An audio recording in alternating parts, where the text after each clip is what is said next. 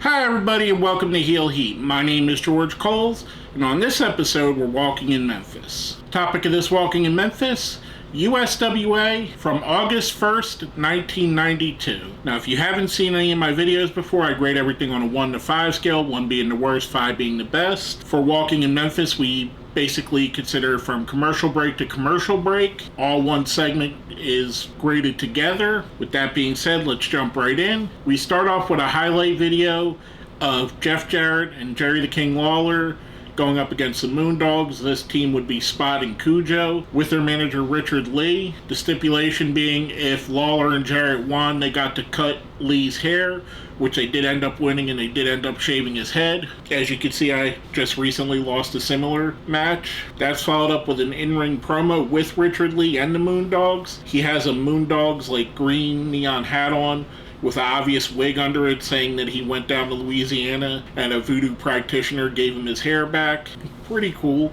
That leads us right into the Moondogs going up against Jerry and John Turman. This is your basic quick match. The Moondogs destroy him in like a minute and a half, and they continue to beat him up afterwards, because the thing would be that the Moondogs are proving that they're a tough team again. I thought this was pretty good. The highlight is the best part of it, and seeing the Moondogs, obviously, I always love. Richard Lee is a little bit shaky to me. I think he's not one of the better managers in Memphis history. For that segment, I'm giving that a 3. Next up, we're shown another video. This time it was the finals of a Battle Royal with a pole stipulation, and Robert Fuller wins, but then gets attacked by the Moondogs and Richard Lee again. So basically they're all over the front half of this video. We see this a lot in these Memphis videos where there's one story that takes up the front half of the video. They're very front loaded with the storyline going through there. That's followed up with Mike Samples and Brian Christopher going up against Billy Joe Travis, or just Billy Travis on here, and the Hornet. And it dawned on me when I was writing my prompt for the show, full disclosure, I put a dry erase board with a little bit of notes right behind the camera, so if you see me looking slightly over this direction, that's because I'm checking my notes to remember what I'm talking about. But I digress. While I was writing my notes out, it never dawned on me watching it, and it's never dawned on me when I've seen him before, but the Hornet is very much like Surfer Sting, blonde hair, makeup, face paint, very colorful, and it kind of dawned on me that Hornet Sting.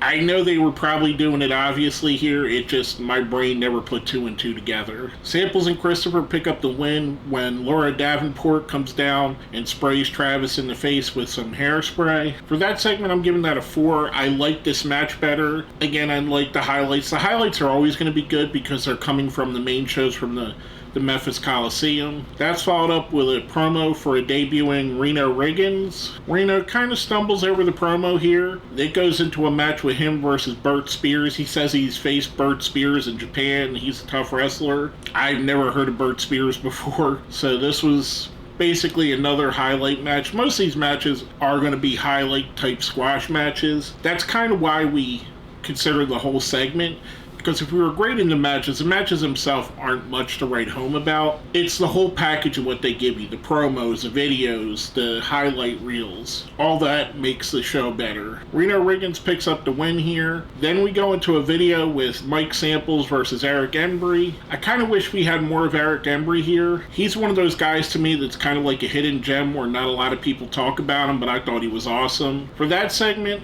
I'm giving that a 3. Reno was a little bit okay on the promo, which drug the whole segment down in my opinion. We come back to our next segment. We have a video of Brian Christopher versus Dr. Tom Pritchard, where Dr. Tom beats him for the championship. And then that's followed up with an in-ring promo with Brian Christopher, which they almost immediately go away to a taped promo from Dr. Tom Pritchard, who at the time was the USWA champion and half of the Smoky Mountain Tag Champions and has both belts on display. Pretty awesome. They come back to Christopher again. Pretty cool. I love seeing the interaction between these two guys. I've said it before, if you go back, I think Brian Christopher is criminally underrated. I definitely think Dr. Tom Pritchard's also criminally underrated. If all you ever seen of him was the years he was Skip, then you probably haven't seen the best of Dr. Tom. That's followed up with Richard Lee coming out again with the Moondog. This time, he brings out a female Moondog, which he alluded to in their first promo, named Fifi, says it's a sister of the Moondogs, and that Fifi's going to put up her hair versus Lawler and Jarrett in the rematch for the tag championship. That's followed up with a promo with Jerry the King Lawler and Jeff Jarrett talking about what just happened, and then we get a video from the kind of a brawl between the Rock and Roll Express and the Gilbert brothers, Eddie and Doug. That was a packed segment. Lots of good stuff on here. Lots of what I would consider legends, the Gilberts, Jarrett, Lawler, Brian Christopher, lesser known people like the Moondogs, which I still consider them legends. Dr. Tom, I definitely consider him a legend. Rock and Roll Express. That's a great segment in my opinion to pack up that much talent in that little bit of time. I'm giving that a 5. Now after the break we come back to the Rock and Roll Express doing a little bit of a promo. This is probably one of the better Rock and Roll Express promos I've seen. That was always the one knock on them. They didn't have the greatest promos. They got the fans behind them, but their promos were kind of iffy. This was really good. They go right into a match against Mike Miller and Mr. Clyde, who have Laura Davenport with them. The Rock and Rolls pick up the win here when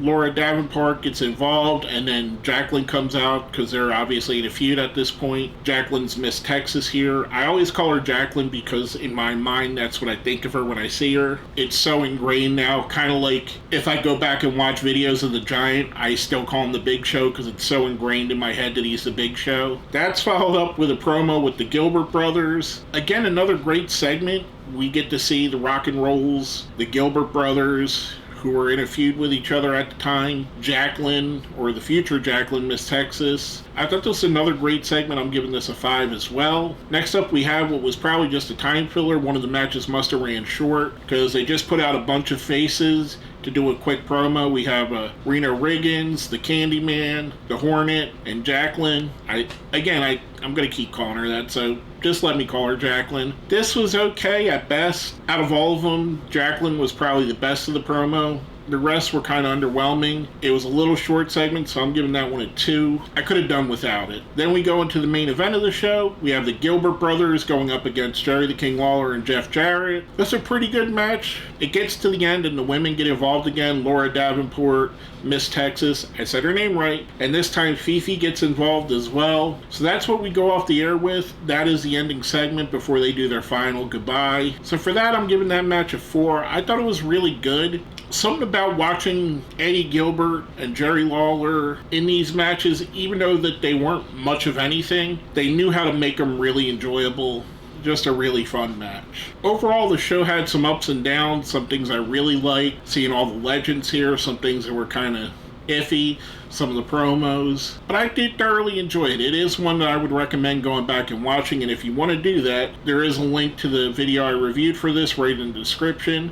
As you can see by the quality of the screenshots that have been going all through this, the quality is not the greatest, but it's kind of one of those things that I grew up used to watching wrestling like that, so I'm okay with the quality, I guess. Overall, I'm going to give the show a solid 3. I thought it was good. I would recommend it. The down parts brought it down a bit. The thrown together promo towards the end, some of the other promos. Other than that, I thought it was a really good show. With that being said, if you made it to the end, let's smash that like button, share the video, subscribe if you haven't, and if you see where it says join, that's how you become a channel member. It definitely helps out if you decide to do that. If you made it all the way to the end, give me a Dr. Tom in the comments for one of the most underrated wrestlers of the 90s. With that being said, my name is George Coles, and we've been walking in Memphis.